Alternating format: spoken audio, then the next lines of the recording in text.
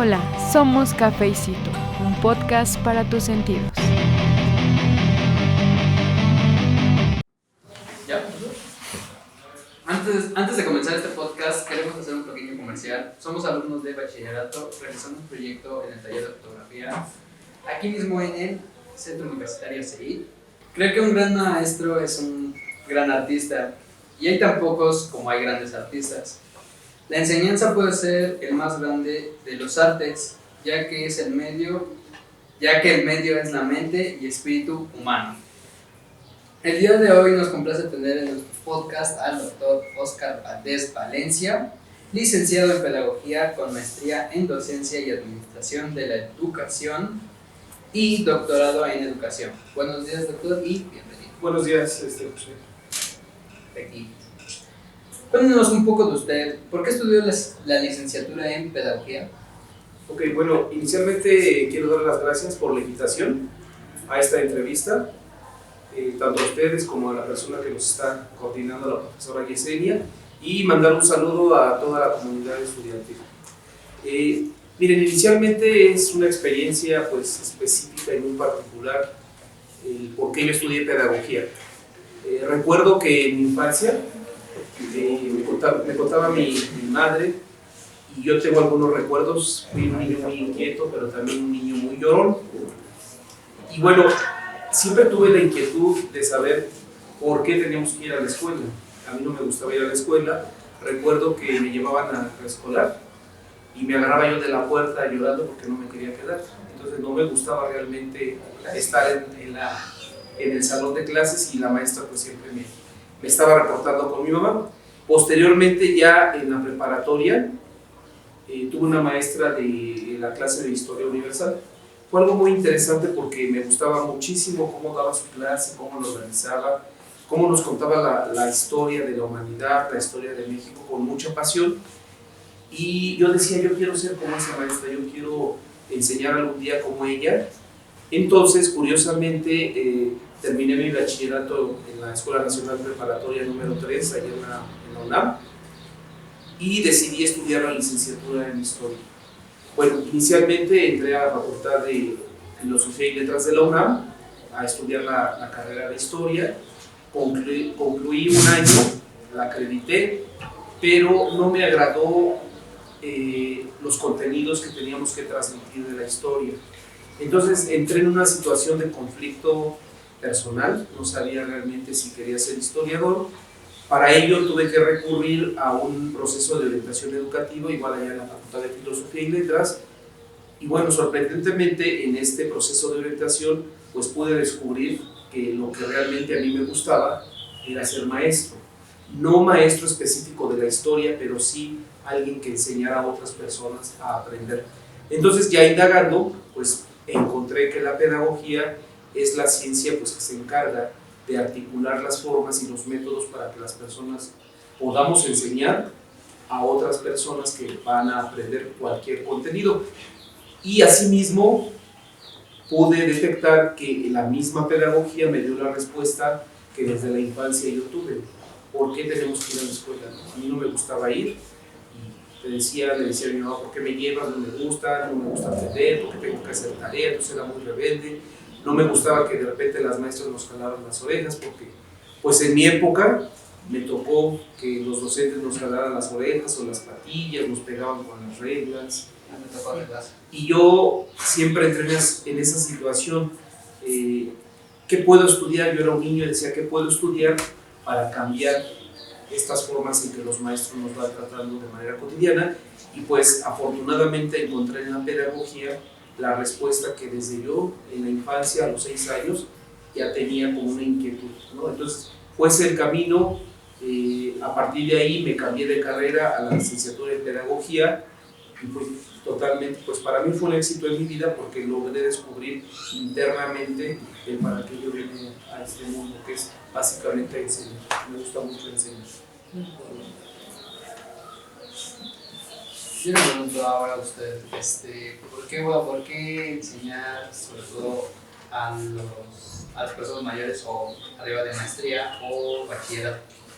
¿Por qué no abajo de, a lo mejor, abajo de prepa, por un estilo así? Mira, lo que sucede es que habitualmente la pedagogía es una carrera muy nueva en nuestro país, surge en la década de los 50 y solamente se enseñaba a maestros que iban a enseñar a personas, es decir, la pedagogía era una ciencia que se encargaba de formar maestros exclusivamente. Con el paso del tiempo, bueno, ya la pedagogía se extiende más a otros campos, pero hay un problema fundamental. Las personas aluden siempre al concepto clásico de pedagogía. ¿Qué es pedagogía? Desde el punto de vista etimológico, la conducción del niño. Entonces, muchas personas estudian pedagogía haciendo referencia a que van a educar a niños. Sin embargo, pues la educación es un proceso permanente que se da desde el vientre materno hasta que dejamos de vivir, ¿no? O sea, nos estamos educando constantemente. Lo que quiere decir es que hay procesos educativos para niños, adolescentes, adultos y adultos mayores. En mi caso, bueno, yo estudié en la UNAM.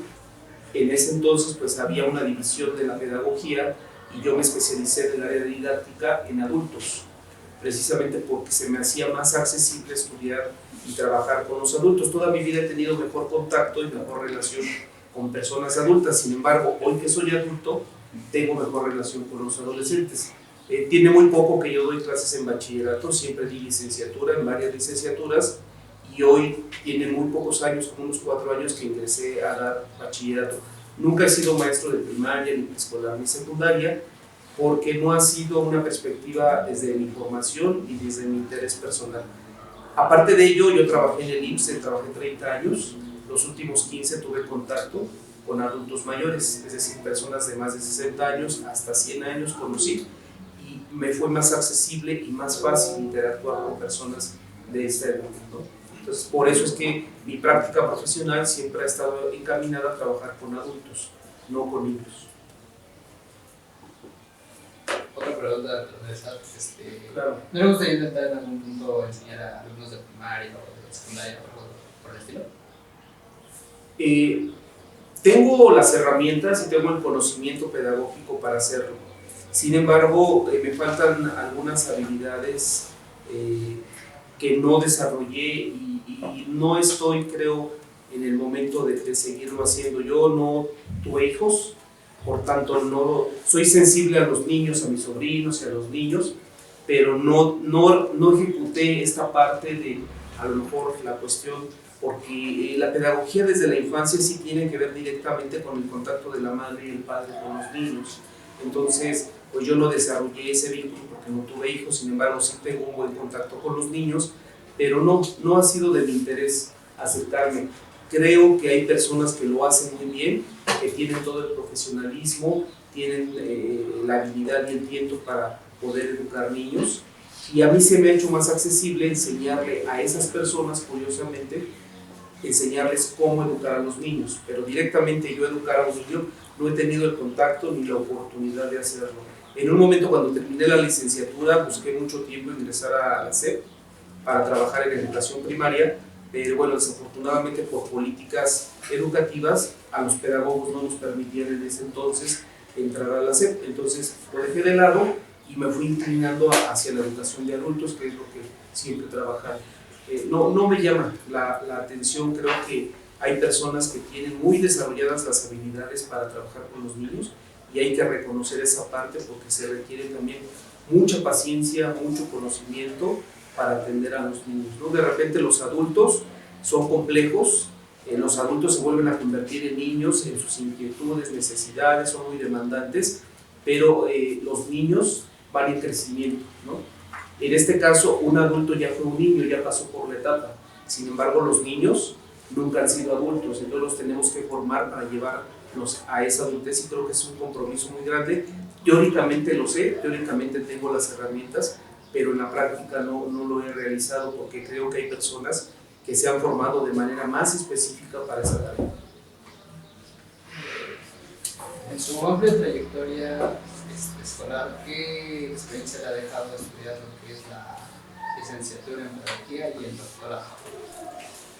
Pues mira, te comentaba, estudiar pedagogía para mí fue un descubrimiento que yo tenía desde mi infancia, ¿no?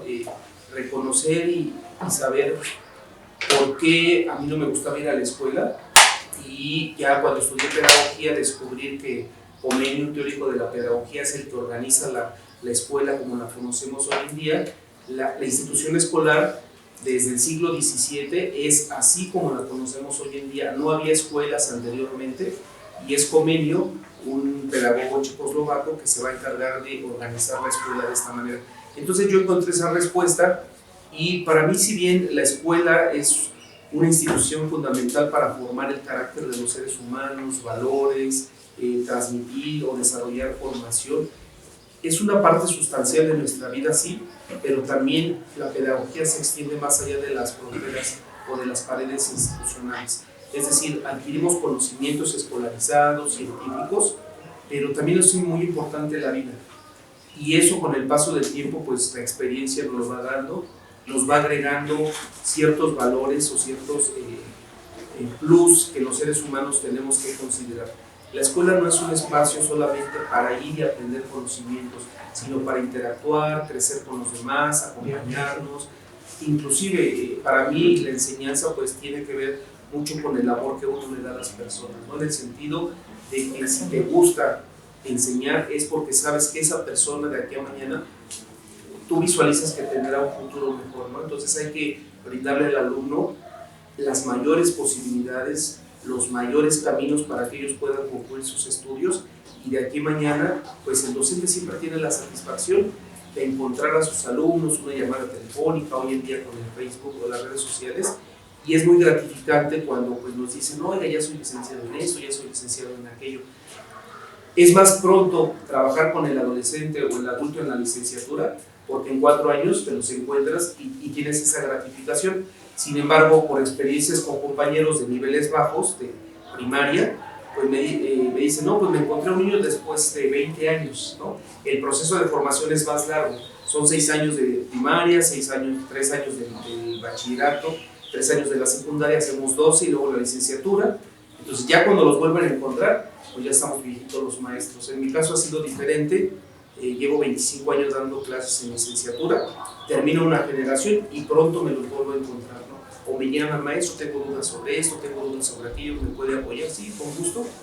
Y muchos de los que fueron mis alumnos hoy en día pues son mis amigos, y eso es algo muy gratificante. ¿Por qué? Porque a través de la pedagogía también hacemos comunidad, no solamente de aprendizaje, sino comunidad de amistad y comunidad de familia. La familia en ocasiones es la con la que nacemos, pero también hay una familia que se elige, que son los amigos, y muchos de mis alumnos hoy en día son mis amigos. Entonces, eso ha sido para mí muy gratificante, y yo creo que en todas las carreras que se enseñan, pues los maestros logramos esos vínculos con nuestros alumnos. Quiero confiar a mi amigo. Gracias. ¿A qué dificultades usted se encontró en sus estudios? Mira, yo dificultades específicamente creo que nunca he tenido. Cuando uno se encuentra con los amigos, con los compañeros, por ejemplo, una experiencia que para mí ha sido muy gratificante comentar es que yo no recuerdo que mi madre o mi padre me hayan dado un golpe, ¿no? A diferencia de amigos que no, me golpeaba mi mamá, me pegaba mi papá, etc. Yo no tengo recuerdos. Sí tuve carencias, las tuve. Sin embargo, una cosa que mi madre siempre me decía, estudia para que seas mejor. Entonces, con base en eso, nosotros somos 9 hermanos. Yo soy el único que inicialmente terminó una licenciatura, el doctorado. Apenas tengo un hermano que terminó la carrera de Derecho. Y a mí siempre me ha gustado muchísimo estudiar. Pues al final no me cansé por estar estudiando. Aparte de los estudios académicos que te otorgan un certificado, pues he hecho diplomados, una especialidad, etcétera, etcétera. Y en ese sentido, bueno, no recuerdo yo tener un obstáculo de decir no tuve dinero, no tengo un recuerdo de decir se me complicaban las materias, porque fui un estudiante muy, por decirlo nerd, como lo dicen, ¿no? Es decir, siempre hacía mis trabajos puntuales, yo no me dedicaba a desvelarme, sí me gustaban las fiestas, me gusta mucho bailar, sé bailar, pero no me gusta desvelarme, no me gusta andar en el cotorreo. Entonces, no tuve dificultades de dinero, de nada. Tuve una temporada en que a mi padre, cuando trabajaba en la Coca-Cola, lo despidieron, y pues los hermanos, los pequeños y los adultos, nos hicimos cargo de la casa. Tuvimos que empezar a trabajar para subsanar primariamente nuestras necesidades, ¿no? y ya después apoyar a la casa y a mi mamá. Entonces yo me empecé a pagar mis estudios desde los 15 años, que estaba en la preparatoria. Me dediqué a vender cuanto podía, ropa, comida. ¿Por qué? Porque tenía que pagar mi escuela, ¿no? Entonces no tuve ninguna dificultad económica. Tampoco puedo decir, bueno, tenía todo a manos llenas, pero pude lograr, con la ayuda de mis padres y específicamente yo por mi esfuerzo, pues pude lograr todos mis estudios. Posteriormente una persona me invitó a trabajar al IMSS, era yo muy pequeño, tenía 18 años y no sabía yo a lo que iba a entrar a trabajar. Le pregunté a mi hermana, oye, me están invitando a trabajar al IMSS. Me dice mi hermana, sí, entrale, no hay ningún problema, ya después vas aprendiendo. Entré al IMSS a trabajar a los 18 años, dejé la universidad por entrar a trabajar, pero yo como tenía bien fijo lo que quería hacer en la vida, busqué la manera de volver a regresar a la escuela. Entonces tenía un horario yo vespertino, después me cambiaban a la mañana, después en la noche en el Seguro Social, hasta que un día fui a pedir apoyo, me dieron mi turno matutino y regresé a la universidad. Igual en la universidad yo ya tenía un ingreso económico, trabajaba en el Seguro Social, igual no tuve ninguna dificultad para concluir mis estudios. Te digo, terminaba yo siempre, entregaba mis trabajos muy puntuales, etcétera, etcétera, ¿no? Mi horario de entrada a la universidad era a las 4 de la tarde, yo salía a la 1 del IMSS porque tenía una beca, de ahí me iba a la UNAM y me esperaba ya. Entonces en el tiempo que entraba a las clases yo me adelantaba mis tareas, mis actividades. Entonces no recuerdo haber tenido algún obstáculo. Sí recuerdo de mis compañeros pues problemas que no tenían para el transporte, etcétera, y siempre me ha gustado ayudar. Entonces en la medida de lo posible, cuando nos reuníamos pues nos dábamos dinero, nos dábamos que las tortas, el refresco y convivíamos. Pero yo de manera particular creo que no tuve algún obstáculo. Para hacer el doctorado creo que hubo obstáculos, pero administrativos, por cuestiones de documentos, por cuestiones de no encontrar la escuela en donde estudiar, pero ya al realizar los estudios me ha sido muy fácil porque soy muy disciplinado, soy muy ordenado y no se me dificulta concluir lo que empiezo. Siempre lo que me propongo lo tengo que terminar, no me importa si me tarde un poco, pero lo tengo que terminar, independientemente del obstáculo que yo tenga, lo tengo que concluir. Y bueno, otra pregunta más, ¿qué es lo que más le apasiona a usted de su vida profesional? Mira, realmente lo que me apasiona es leer. Cuando fui adolescente sí tuve una etapa de alejamiento social en mi adolescencia, que hoy entiendo que es algo normal que todos los seres humanos pasamos. Sin embargo, hay unos que más rápido saltan este proceso, algunos se detienen. Yo me detuve bastante y lo que más descubrí como algo sorprendente que el ser humano tiene es la capacidad de descubrir. Y yo lo encontré en la lectura, siempre me ha gustado leer. Me volví en algún momento obsesivo con los libros.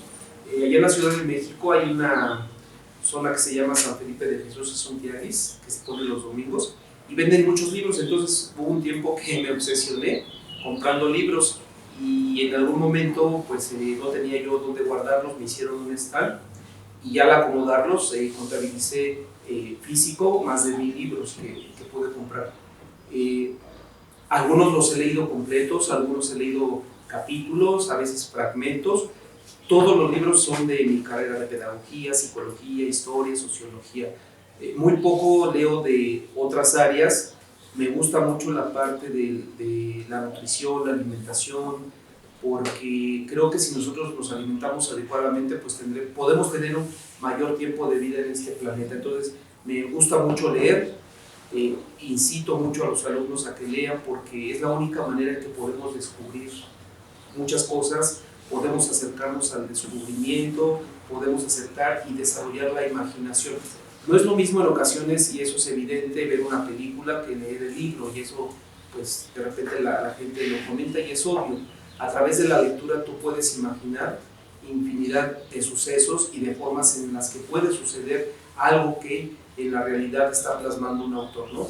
Entonces, para mí, el leer y enseñarle a las personas a leer, para mí es algo muy gratificante cuando logran descubrir en la lectura cosas que de repente no las logran ver, porque es parte de la vida. Nos van enseñando siempre que no podemos, que tú no sabes, que no sirves para esto, y nos van metiendo ideas en la mente y desafortunadamente nos la vamos creyendo. Y a través de la lectura nosotros podemos descubrir que todo aquello que nos contaron desde la infancia, en donde nos fueron limitando, la lectura nos abre un nuevo panorama de la vida y decimos, claro, yo puedo hacer las cosas, vine a este mundo y sé que tengo la capacidad de lograrlo y de hacerlo. Y entonces, a través de la lectura y después de la enseñanza de lo aprendido, pues yo creo que es la mejor forma de poder regresarle no solamente a las personas, sino al mundo entero, para lo que hemos venido cada uno de nosotros como seres humanos. Entonces, a mí me gusta mucho, más que otra cosa, me gusta leer, me gusta bailar, y también de repente le enseño a las personas a bailar. Mi padre me enseñó a bailar y me gusta mucho también, lo disfruto, es algo que se siente en la sangre, cuando algo te apasiona se siente internamente, como que te hierve la sangre, ese sentimiento es algo que no se puede explicar. Yo creo que son dos cosas que en la vida a mí me gusta mucho hacer, leer y bailar.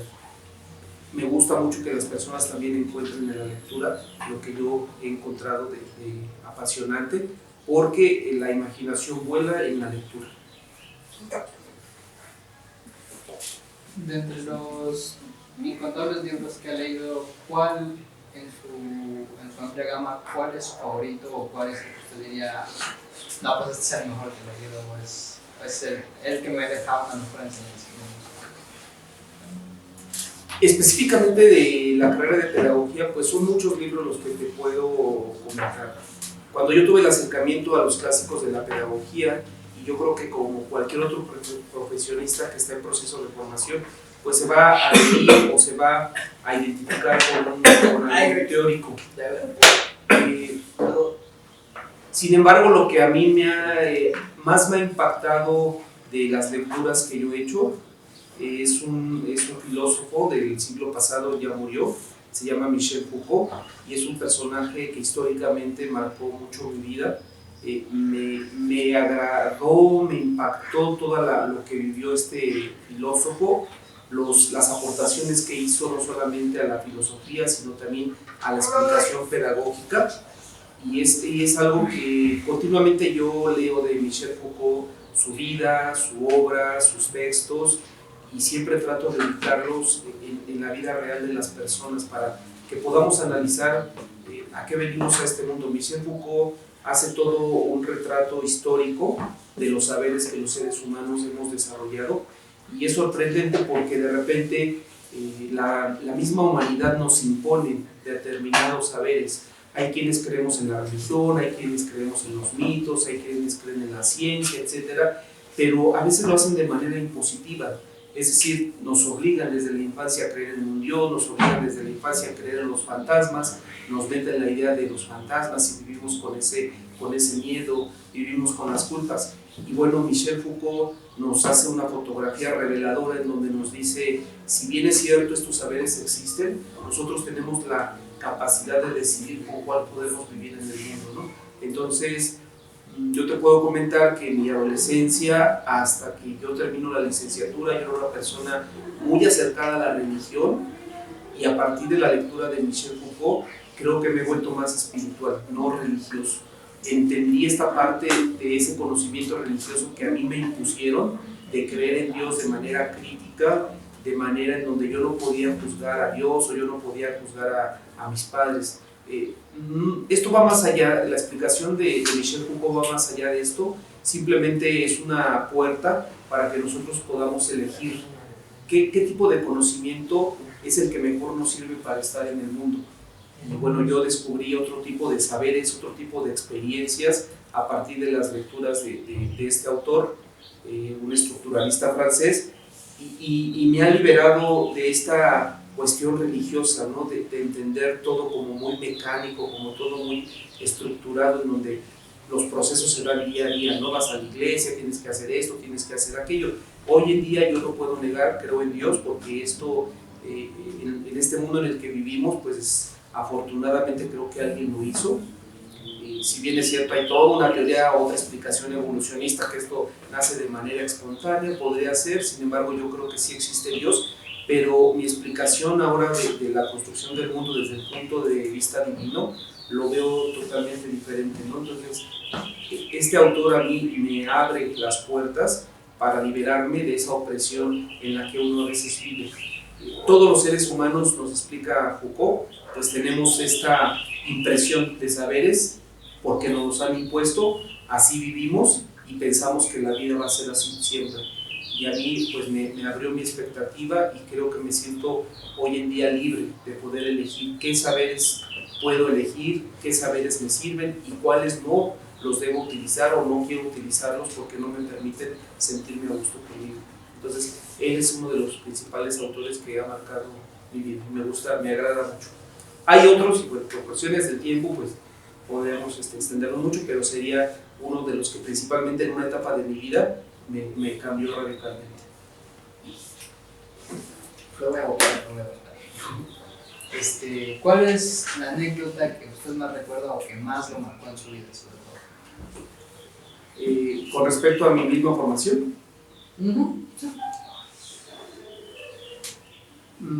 pues ha habido muchas anécdotas. Por ejemplo, en la universidad tuve una maestra de origen colombiano extremadamente estricta y recuerdo muy bien, éramos como 12 alumnos en esa asignatura.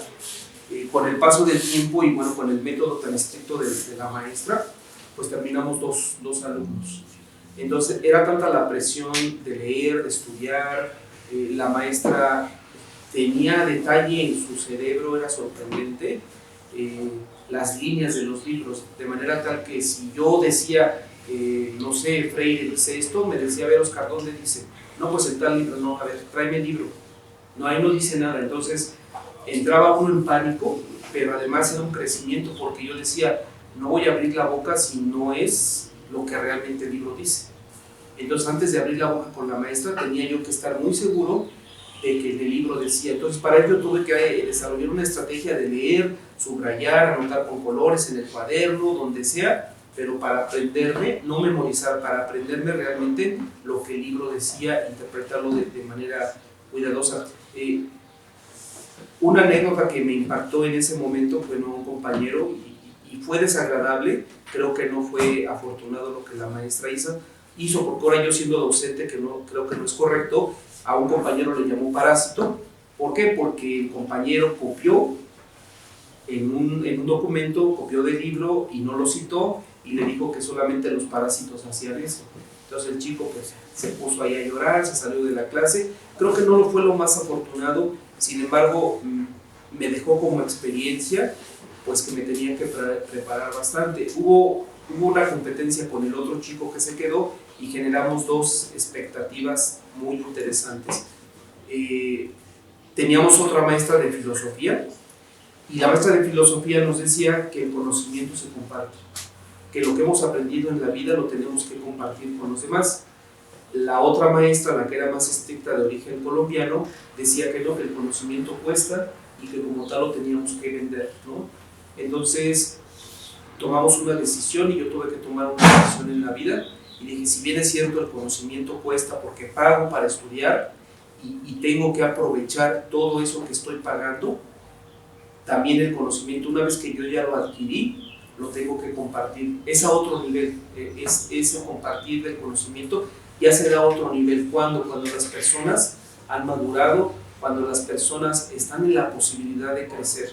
¿Por qué? Porque si una persona no quiere crecer, pues aunque le echemos agua, aunque le demos, si no quiere no va a crecer. Entonces la formación es un proyecto individual y yo lo asumí en ese entonces así como una experiencia personal y me fui por el camino en donde el conocimiento, si bien es cierto, cuesta, aunque tenemos que pagar y algunos nos cobran por acceder al conocimiento, yo opté por la otra vía de una filosofía de compartir el conocimiento. Todo lo que he aprendido yo lo voy a compartir porque un día pues ya no voy a estar en este mundo.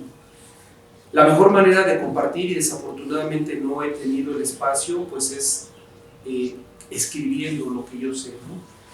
Tengo la capacidad, he adquirido conocimientos, necesito un tiempo específico para sentarme y yo tengo la ilusión de escribir un libro de lo que me gusta mucho, que es la enseñanza o la didáctica, en lo que me he formado Mis tesis que he hecho han sido específicamente de didáctica, entonces llevo aproximadamente 25 años estudiando didáctica, aparte de otras disciplinas pedagógicas, y creo que una de las mejores maneras de que el ser humano trascienda es escribiendo y dejando algo escrito para que en adelante, no sé, yo recuerdo mucho Comenio escribió un libro muy importante para los pedagogos y la educación del mundo. A Comenio lo matan por las ideas pedagógicas que tiene. Afortunadamente su esposa, el libro de Comenio lo esconde, lo hace un hoyo en la tierra, lo esconde, queman su casa y todo se termina incinerando, se calcina, y afortunadamente con el paso del tiempo escarban y sacan los libros de Comenio. Entonces, gracias a esos documentos, pues trascendió la educación, y la educación hoy en día lo que es la educación como la tenemos, pues es gracias a Comenio. Si ese libro se hubiera quemado en ese entonces, no hubiéramos tenido el sistema como lo conocemos hoy en día, ¿no? Entonces, pues a mí me apasiona mucho la enseñanza y espero algún día trascender con algo pequeño. Sé que me falta mucho a comparación de grandes teóricos que existen en el mundo, pero algún día a lo mejor tendré la posibilidad de trascender dejando algo escrito. Cuando eso suceda, yo voy a comprar su libro. Sabemos que usted trabaja en el sector salud. ¿Qué experiencias o cómo se sintió en ese ámbito? Ok, sí, te comentaba, yo entré al Seguro Social, creo que meramente por casualidad. Yo vendía ropa en una clínica del IMSS para pagar mis estudios de bachillerato. Terminé el bachillerato y una persona que se les llama delegados sindicales se acercó a mí, era una mujer a la que yo vendía ropa, y me dice: oye, Oscar, ¿no quieres entrar al IMSS? Y pues yo era joven, iba a cumplir 18 años, no sabía, digo, pues déjame preguntar porque no sé. Entonces voy con mi hermana, es enfermera, y le pregunto y me dice: sí, dile que te dé la propuesta. Entonces yo entro a trabajar al IMSS, dejo de estudiar, te comentaba, un año, después retomo mis estudios. Y bueno, te puedo decir que durante 15 años yo no estuve satisfecho con lo que hacía en el Seguro Social. Yo fui inicialmente un trabajador de limpieza. No me avergüenza y tampoco creo que es un trabajo de migrante, porque pues yo limpiaba consultorios, baños, escaleras, etc. Con el paso del tiempo fui ascendiendo, después fui secretario, no me sentía a gusto. ¿Por qué? Porque no estaba haciendo lo que yo realmente quería, que era enseñar. Entonces llegó un momento en que yo tomé la decisión de salirme del Seguro Social, y bueno, pues mi familia pues pegó el grito del cielo, porque decía: ¿cómo es posible? Es un trabajo seguro, vas a tener una pensión, etc. Sin embargo, yo les dije: no, es que no es lo que yo quiero, yo me siento muy mal, no me gusta lo que estoy haciendo, aunque yo gane bien, no me gusta, yo quiero dedicarme a lo que estudié, y me retiré 3 años, me fui a trabajar al sector privado. Y cuando termina mi licencia vuelvo a regresar al Seguro Social, pero ya cambio de categoría, me convierto en orientador, no educativo, se llama orientador Mi Plaza, y veo cuestiones estadísticas de una escuela del IMSS. Habitualmente las personas cuando hablan del IMSS hablan de cuestiones de salud. Yo estuve en un área que se llama prestaciones sociales, donde nos dedicábamos a educar y a prevenir enfermedades en los adultos mayores. Entonces los últimos 15 años de mi vida laboral en el IMSS me dediqué a trabajar con adultos mayores, específicamente a prevenir enfermedades, y en el caso de cuando los pacientes ya tenían las enfermedades, pues enseñarles a llevar lo mejor posible su enfermedad. ¿Cómo se da esto? A veces las personas lo ven complicado, pero un adulto te enseña bastante cuando ya tiene su enfermedad y quiere un estilo de vida todavía mejor, porque pues algunas funciones se van disminuyendo.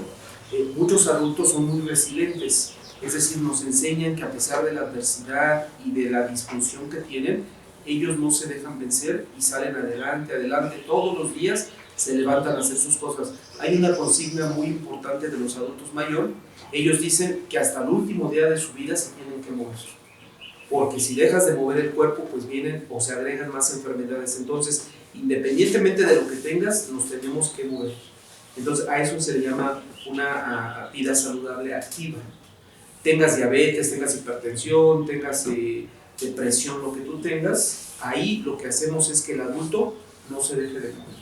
Y cuando digo no se deje de mover, no solamente en lo físico, sino también su pensamiento no se puede detener, hay que estarlo todos los días moviendo, y es muy satisfactorio, por ejemplo, ver un adulto que llega con problemas de obesidad y en 8 meses, en 10 meses ya bajó 5 kilos, ¿no? Con la educación que le damos ahí.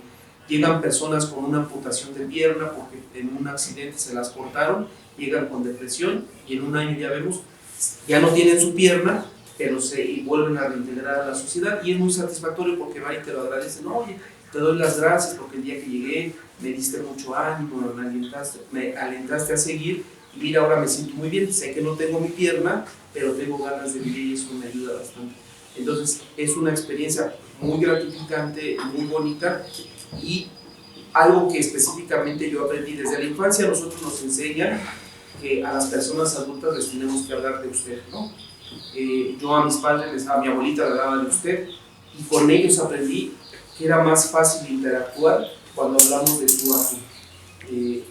Cuando yo llegué tenía aproximadamente unos 38 años y recuerdo que me decían los señores, ¿cómo estás, Oscar? Y yo les decía, bien, ¿y usted cómo está? Me decía, no, háblame de tú. Digo, es que no puedo, porque pues, yo fui educado así, no hay problema. El hablar de tú a los adultos mayores me permitió tener un contacto muy, muy continuo y muy directo con ellos, de manera tal que hoy, que ya estoy jubilado y cuando los voy a ver, pues parece fiesta porque la gente me quiere y yo los quiero, los recuerdo muy bien. Y sí, de repente hay personas que dicen, oye, ¿te acuerdas de no sé quién? Pues ya se murió. Y pues ni modo, una lágrima. Y jóvenes, ¿no? Hay personas de 65 años que ya se murieron.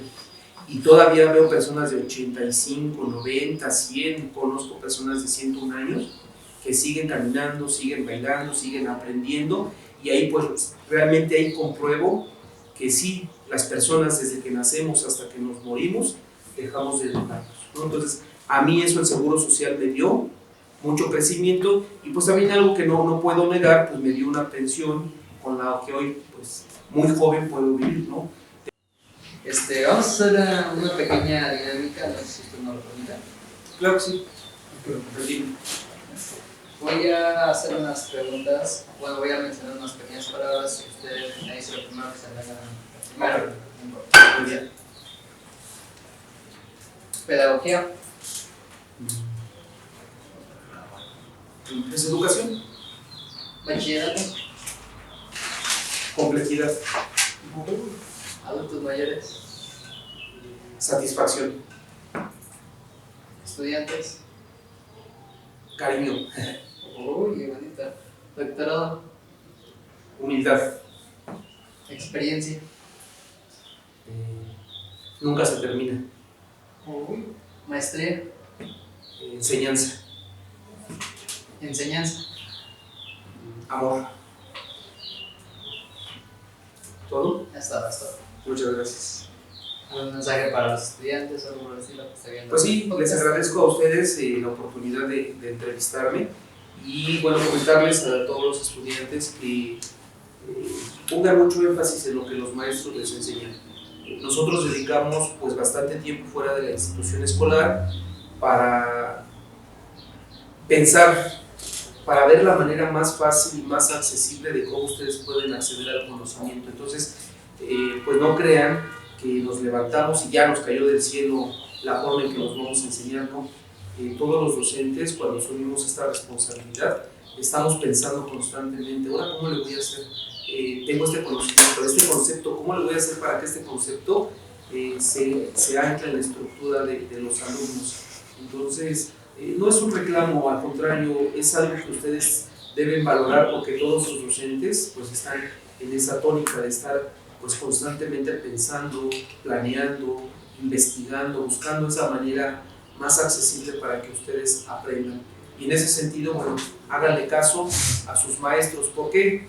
Porque pues, los maestros ya llevan ese camino, sus maestros han tenido resultados en distintas áreas de su formación profesional, han tenido resultados en su vida y no solamente les transmiten conocimiento, transmitimos enseñanzas de la vida, experiencias personales, etc. Y eso ayuda bastante. Cuando estamos en la escuela, sí, efectivamente, yo entiendo mucho a los alumnos porque igual lo fui, pues nos gusta el cotorreo, nos gusta el relajo, etc. Pero cuando ya estamos afuera, a veces sí nos acordamos de, híjoles, si hubiera hecho esto, o si hubiera puesto más atención, o no tuviera esto, pero ya no hay en ese momento ya no se puede hacer nada por lo que sucedió. Sí puedo hacer algo hacia el futuro, entonces no pasa nada, aprovechen al máximo y en el momento pues que algo se perdió en el aprendizaje, tengan siempre la apertura de que en cualquier momento el aprendizaje se puede volver a recuperar, se puede volver a volver a generar. Simplemente uno debe tomar la decisión de decir sí, quiero volver a aprender, esto que no aprendí en su momento correctamente o que no le puse atención, sí lo podemos hacer, pero si en el momento en que nos lo están enseñando nuestros docentes lo aprovechamos, pues el camino se va a hacer más fácil, ¿no? Entonces, pues aprovechenlo, respeten a sus maestros, generen vínculos sociales con ellos, vínculos amistosos de respeto, porque al final, pues todos estamos en este mundo y tenemos que hacerlo lo mejor posible, sentirnos muy bien en esta vida, ¿no? Entonces, ese es el mensaje, estudien bastante, porque al final la satisfacción no se puede medir, ¿no? No se puede medir todo lo que vamos descubriendo y lo que vamos aprendiendo a lo largo de la vida, y pues sus docentes, sus maestros, son esas personas que los van a ir guiando hasta el final, ¿no? Yo he leído infinidad de biografías a San Agustín, es una perspectiva católica, pero impresionante, un sujeto que era un gran pecador y que dice yo tomo la decisión de transformar mi vida y se hace un santo, ¿no? Entonces todos podemos hacer lo mismo, si hemos fallado tenemos la oportunidad de volver a recuperar aquello que no hemos aprendido en un determinado momento. Entonces yo trato de aterrizarlo a esa parte, ¿no? La otra, nuestra vida personal, y eso pues igual tenemos mentores, nuestros padres, a quien ustedes quieran que los vayan guiando, pero la parte de la educación, pues aprovechen lo mejor posible todo lo que aquí en la escuela se les da. Pues muchas gracias y gracias por invitarme. No, es de verdad, cuídate mucho. Gracias. Síganos en todas nuestras redes sociales. Estamos como Centro Universitario CEIT en Instagram, Facebook, YouTube, TikTok y creo que no me falta ninguna red social. No sé si tengamos Twitter, pero si tenemos Twitter, búsquenos por ahí. Y muchísimas gracias, soy José Quiñones de Lucio y el doctor Oscar Valdés. Muchas gracias, hasta luego. Sayonara. Hola, somos Café y Cito, un podcast para tus sentidos.